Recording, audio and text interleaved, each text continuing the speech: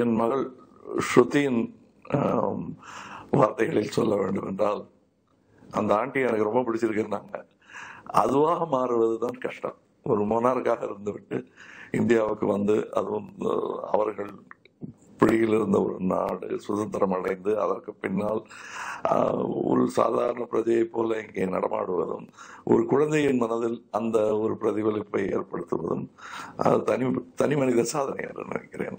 நிலை உணர்ந்து, உலகின் மாற்றங்களை உணர்ந்து, தம்மையும் மாற்றிக்கொண்ட ஒரு அரச குடும்பமாக நான் இதை நினைக்கிறேன். அதில் முன்னோடியாக நிற்பவர்கள் இவர்களும் ஜப்பானிய குடும்பமும் ஒரு உதாரண புருஷர்களாக சொல்லலாம். தமிழனுக்கு அதுவும் ஒரு முதல் சுதந்திர போராட்டத்தின் வித்தையிட்ட, சரித்திரத்தில் இந்தியர்களை மறந்து போன ஒருவன் மருதநாயகம் முகமது யூசுப் கான். சரித்திரத்தில் பதிவு செய்யப்பட்ட 1887 ஆண்டு சிப்பாய் மீட்டிற்கும் முன்னால், 100 வருடங்கள் முன்னால் கிட்டத்தட்ட நடந்திருக்கும் இந்த சுதந்திர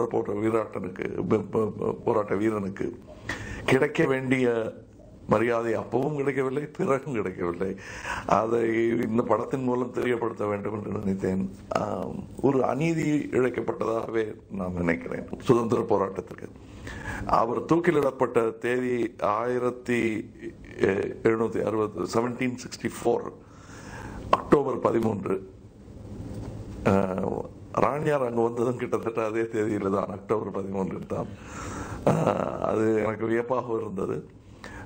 மருதநாயகம் தன்னுடைய சுதந்திர குரலை உயர்த்தி பேசிய வசனம் அன்று ராணியாரின் முன்னால் பேசி காட்டப்பட்டது. என்ன பேச போகிறோம் என்பதற்கான மொழிபெயர்ப்பும் அவர்கள் கையில் கொடுக்கப்பட்டது. காலத்தின் மாற்றமும் மனிதனின் முன்னேற்றத்தையும் புரிந்து கொண்ட அவர் மிக எளிமையாக, மிகவும் பரந்த நோக்குடன் இந்த வசனங்களை இருந்து கேட்டுக்கொண்டதே ஒரு பெரிய வெற்றி.